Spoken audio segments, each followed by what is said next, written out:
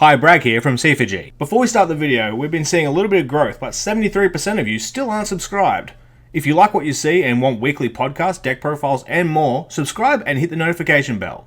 Cheers! Hey, it's Bragg here, and welcome to the Shining Darkness 10 years later. Looking over it, was quite a landmark set. I always kind of thought it was an afterthought to Jewel's Revolution that came out 3 months after this. Stay tuned for that video. But no, this set definitely has a few key cards in it. So it increased support for Infernities, increased support for X-Sabers. Where are they? Oh, and actually too, the X-Saber stuff is probably just all TCG exclusive.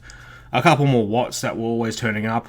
Trigon and Ronin Totem just randomly. There's a few new Beast Synchro cards in this as well that kind of ramped up in a Jewel's Revolution as well. Blackwing support as was in every set of 5Ds. And then there's a couple of generic spells and traps as well as some pretty good support. The exclusives are all around the shop in this set. Oh my god, Saber Volt's so bad.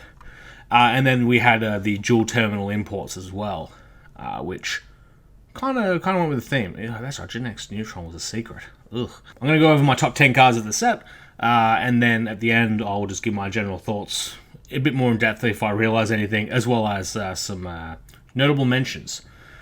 Getting into the top 10, number 10 is Intercept Wave. I feel this card was never used to its full potential. It's popped up in side decks here and there, and it definitely was starting to come up in more people's decks as soon as MR5 was announced. In a vacuum, the card plays fine against Synchro Summon based decks. It being a quick play spell gives it real good flexibility.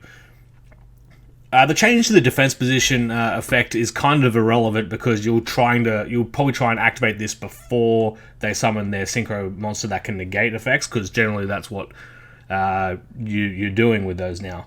It's a pretty good card. It probably should turn up more in future, or it could just completely drop off the map. That's why it's at number 10. I do rate it above a lot of the other cards in this set. Also, the artwork is definitely on point with 5Ds. That big sample right through it. Number 9, we have Chaos Trap Hole. Another card that was never really used to its max potential. It was a good side choice at locals in around this period, so it's from 2010 to about whenever Solemn Strike was printed. If you're running light and dark decks, you kind of had to be scared of this. There's probably other cards I probably could have put in this place, but Chaos Trap Hole definitely kept coming up at our locals. And also it was a short print in this set, which they don't label here in the Yu-Gi-Oh! Card database. Those sneaky, sneaky dogs. At number 8, we have Infernity Barrier. I think there's an argument could be made for Infernity Break. The cards, for me, definitely are interchangeable. Infernity Break was actually kind of more relevant in the later build of Infinities, but Infernity Barrier was more powerful, and I've consulted Harry, who's played the deck about for on and off a few months collectively, but over the time period of 10 years he's played it, who insisted that Barrier is the better card. Giving Infinities a negate definitely gave them a play. It was just a time where one negate was enough for a deck, but Infinities did underperform. They probably needed a little bit more. But this card still was good. Also a secret rare that was reasonably hard to pull. At number 7, we have Herald of Perfection, the Disco Fairy Negatathon dot deck. It was a pretty good troll deck. I ran it for a little while. You combine it with Advanced Ritual Art and the that level 6 fairy that was actually kind of hard to come by. And this deck was just straight up annoying to play against, and actually, to be honest, annoying to play. But still, it's a really interesting idea for a deck to have just, big fairies that negate, because counter fairies was the precursor to this deck, and it's kind of lent into it. It popped up here and there, but it definitely didn't really have its time in the sun. But it was still a damn powerful card. At number 6, we have X-Saber Dark Soul. This TCG exclusive card really did carry X-Sabers to that extra level that it needed to go. X-Sabers were topping on and off before this, but Dark Soul paired with Rescue Cat and Airbellum definitely sealed the deal for this deck being really powerful. Even though it did add in the end phase, it set up combos for you to go next turn to maintain card advantage, which was definitely relevant at the time. It's not Fault Roll, it's not Gotham's himself, but Dark Soul, in my opinion, without this, I think we probably would have gone more into an Infinity format, or the other deck, which we'll talk about in a little bit. With those Infinities, Infinity Launcher is number 5. There could be arguments for Infinity Mirage. There could be arguments for... Actually, none of the other Infinities were really in this set. This is their starter. It really was it made it simpler to do Infinity things. This wasn't definitely necessary for Infinities, especially in 2011, where they popped up, they did a couple of things, but then really 2014, 2015 was when their Infinity loops were getting a bit off the chain. And Launcher, if you have Launcher, it's just, all of this is way easy to do, so let's do it. Not that they needed it. More to say, Infinity Launcher is limited for a reason. Number 4 is Spore. When I wrote this out, I didn't realize that. That's terrible. Otherwise, the little plant tuner was a key card for synchros, especially the plant synchro variant.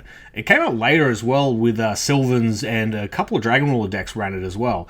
But Lone Fire Blossom into Spore, and then you're syncing with whatever else you need, and then you're banishing the Lone Fire Blossom, bring it back to... And then you have a level 4 tuner. Definitely really good.